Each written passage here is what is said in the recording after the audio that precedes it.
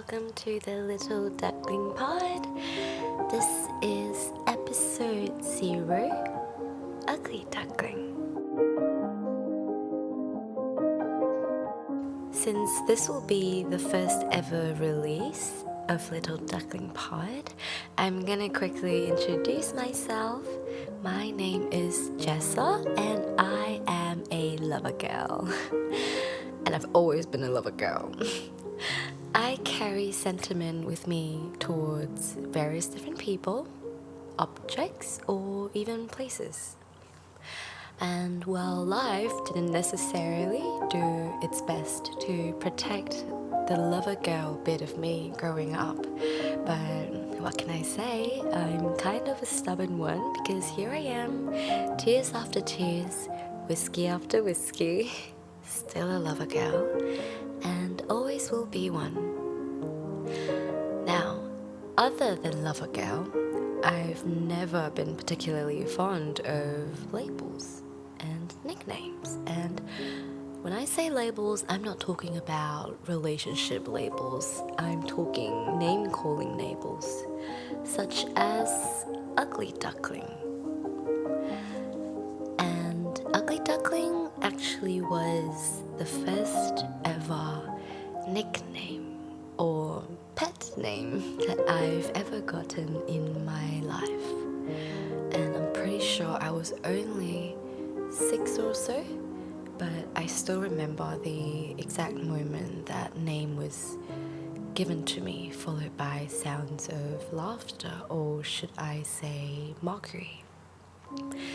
Now, as a 6-year-old girl that didn't know what an insult was, I took that as a factual description of me because it was given by an adult which is supposedly far more knowledgeable than I was.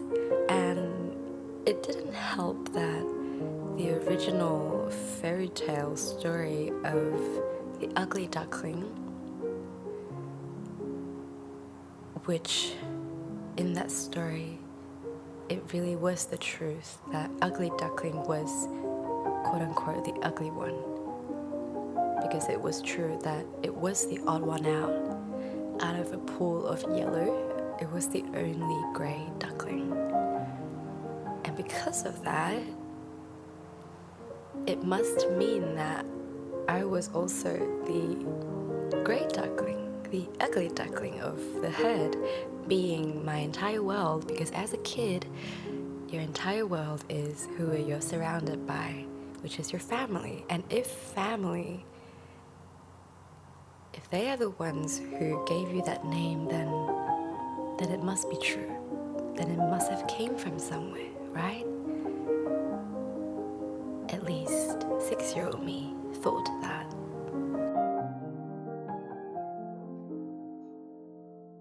So I continued living my entire life carrying that nickname with me. A moment that is seemingly harmless, it became an identity for me growing up. Of course, this is caused by many other unrealistic expectations that upkept. Is that a word? It came with a lot of other expectations given by my cute little Asian household, and all of those things together, it solidified my identity as the ugly duckling my whole life. And well, as I grew older, puberty kind of did its thing, and to those people who gave me the name, I've outgrew the ugly duckling phase, at least to society standards and at least to their standards. So it was never brought up again. However, it was so deeply rooted into my identity and insecurities that it never truly left. So now suddenly, from ugly duckling, I became the swan. I became the pretty girl. However, I became the pretty girl who's not allowed to be ugly. In the circle that I live in, I became the face, the representation of having long, slender legs, paper-thin waist, and being the queen of metabolism.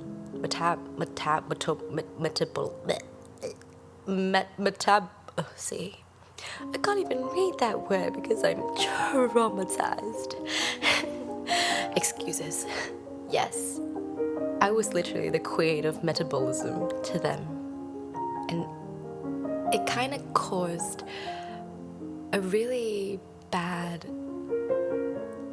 I wouldn't say eating disorder, but I definitely have issues with my own body image, because every weight that I gain, every weight that I lose, somehow other people get to have a say in it.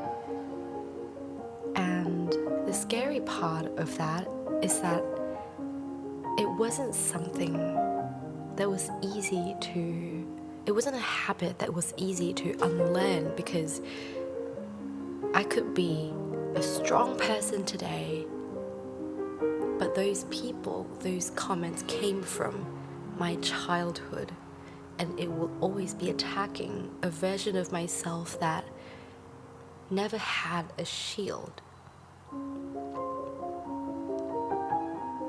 So although I've grown, I've strengthened myself, I still had that problem with me. Even when I'm not the ugly duckling anymore, I was still the ugly duckling. And as an ordinary girl that supposedly had no audience to please, no paparazzi to pose for, I suddenly had an image to upkeep.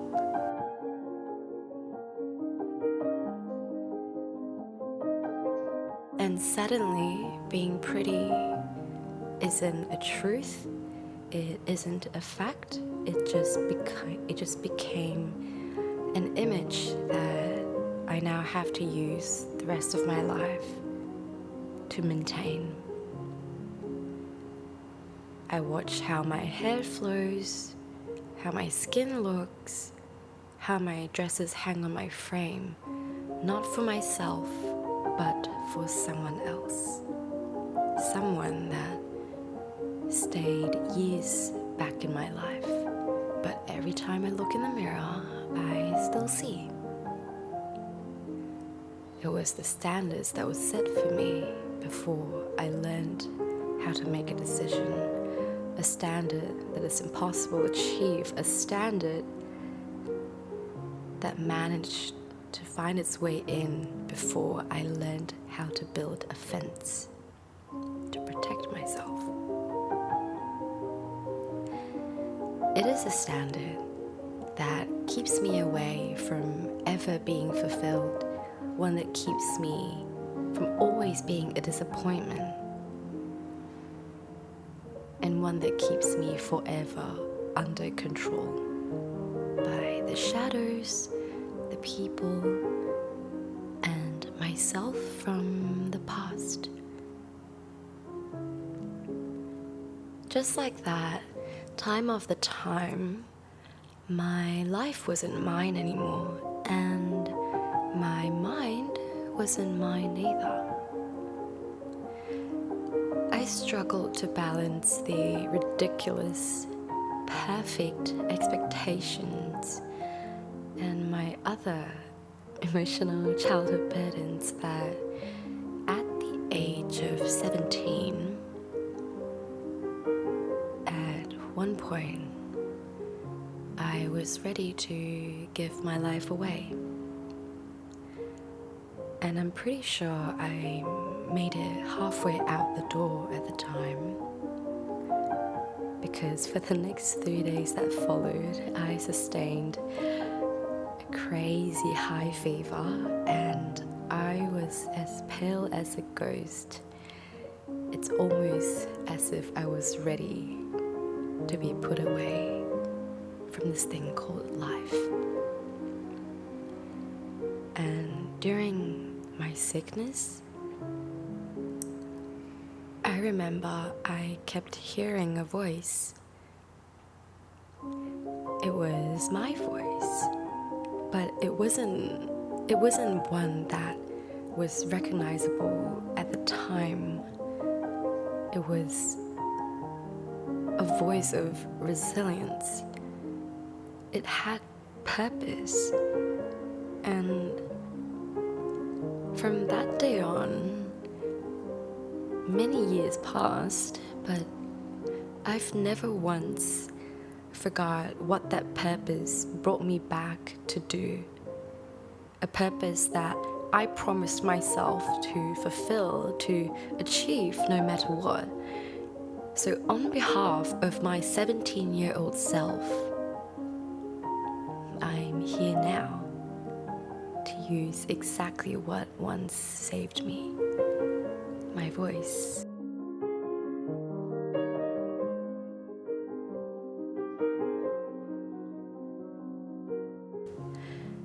I will be that very voice that I was yearning desperately to hear. That was the sentence that I heard and kept with me almost my whole life growing up. It is a sentence I use not only for myself, but for the dearest ones around me. If I find someone that needs to listen, I will speak to them. If I find someone who couldn't seek courage to speak, I will speak for them. And that is also why we are here today at Little Duckling Pod. For those who yearns to listen, for those who yearns to grow, but had nobody to speak it into existence for them. Because that was myself once. So I'm here now, and I always think to myself that maybe that voice I heard back when I was 17 really was mine and truly was real. Maybe that voice that I heard, it was the me right now speaking my purpose out loud for the first time ever, and somehow by a miracle we surpassed the concept of time to save each other and let each other know that it wasn't time to give up yet. And I truly wish that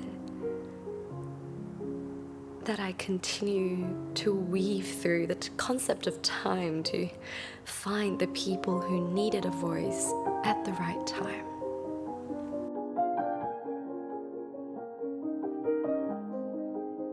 You know, initially, I wanted to name this the Little Ugly Duckling Pod, but I realized it's either I embrace it or I repurpose it. And I chose the latter because I wanted to outgrow it. Although it is a good origin story, I don't want to live with my memory being only a sob story. Because for me, the whole point of healing and self-reflection is to first be able to acknowledge the truth and then rewire my brain and memory so I don't live with a dark spot forever. Because truth is, even if you try to get rid of it, it'll always be there. But you bet, if it's gonna be there for the rest of my life, I'm gonna bedazzle it into something that I love. So yes, the ugly duckling part of my life will always stick with me. But finally, I can and want to change that narrative to make it now and moving forward a positive sentiment. So now we have Little Duckling Pod. inspired by an ugly face in my childhood that contorted my life and mindset. My so many years lost to fear of no other than myself and my reflection. But now it becomes my biggest inspiration and motivation. So goodbye, ugly duckling, and welcome to Little Duckling Pod.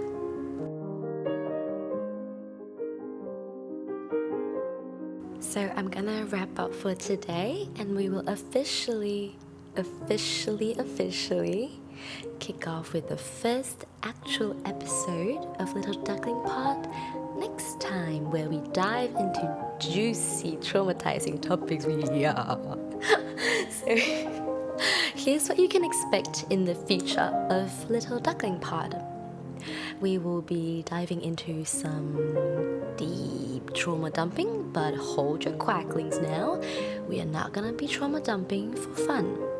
We're gonna be diving into my unnecessarily deep analyzation and reflections, conscious and subconsciously, to uncover the secrets behind our very human behaviors and how we can work to improve ourselves, just like how we unuglified my duckling. Now, I don't know how other cultures work, but as someone who grew up from an Asian household, there has always been a saying that goes 家丑不可外扬.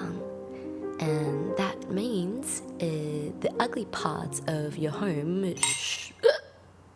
It means the ugly part of your home shan't be spoken of externally. So basically, to avoid shaming your family name. And that is a practice that I'm sure, Asian or not, a lot of us do to protect not only our family, but also ourselves. Because when you speak of your vulnerabilities, it's definitely not the most comfortable thing. And humans, as animals, we have animal instincts. And the natural instincts is we don't want to expose our injuries, so we all keep to ourselves. However, I've also come to realize that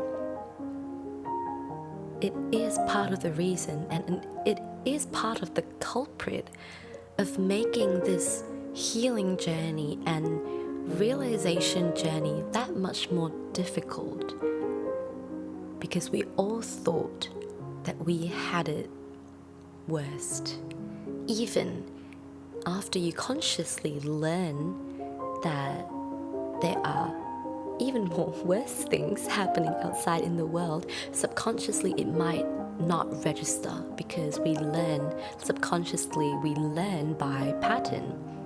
Okay, it's future Jessa here, and she didn't do a really good job explaining this part, so I'm gonna help her. So when I talk about subconscious patterns and the memory of your subconscious, here's why that really matters and why sharing your experiences is such a big deal.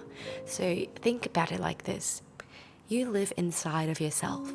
So you and your subconscious have been through every single moment together. And that's every experience, every emotion, and from the day you were born too. So your subconscious has the full story. That's thousands of moments tied to certain experiences, not just one or two, but every angle, every repetition, every emotion layered on top of one another. Now, compare that to when a friend shares their story, maybe something really heavy, something they've carried for a long time, but when they tell you, they share it once, maybe twice, maybe 3 times, but you only ever hear snapshots of what they lived through. So naturally, what you've been through is always going to feel bigger.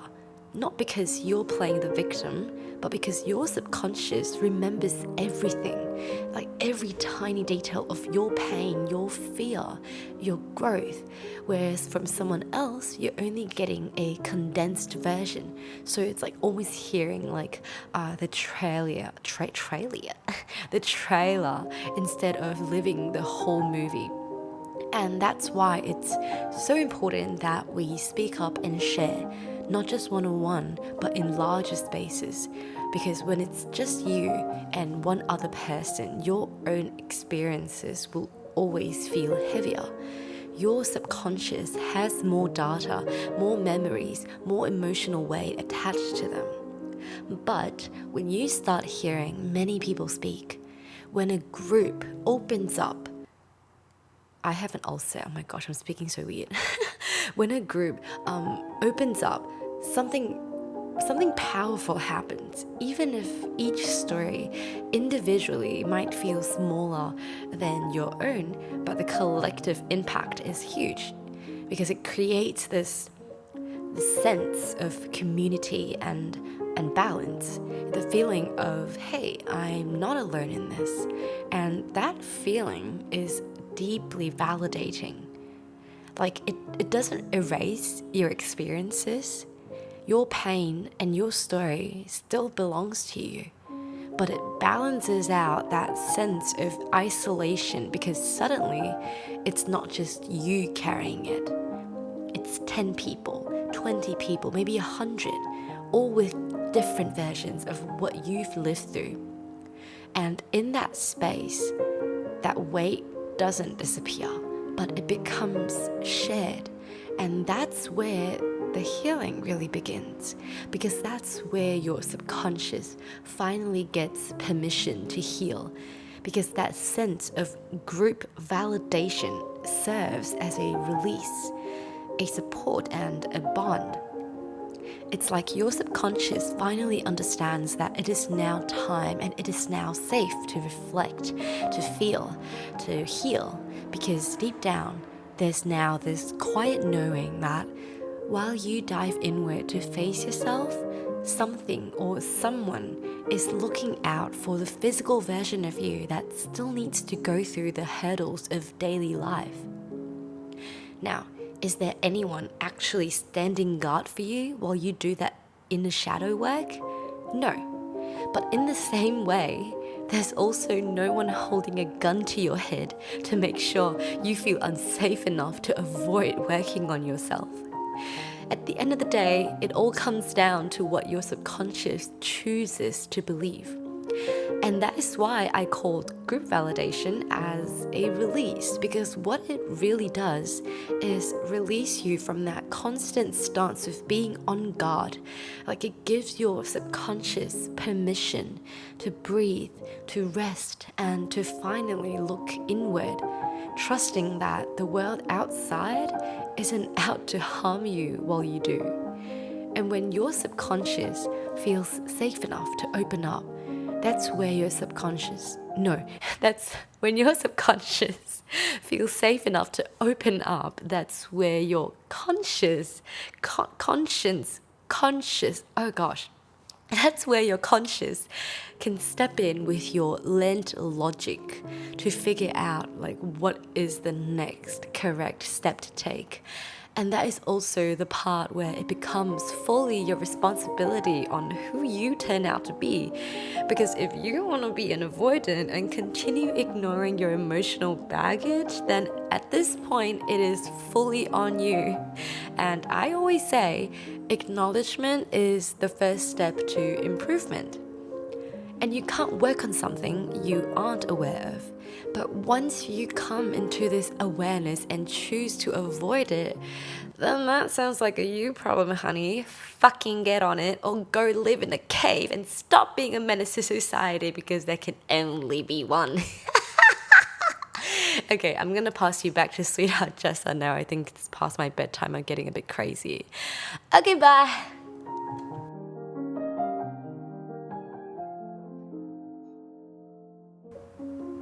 And on top of that, keeping to ourselves also makes us all isolated and alone. in our battles when we could easily be facing it together. And that is why it's so easy to bond with someone when you have a common hatred. That is why we love trauma bonding so much at a workplace.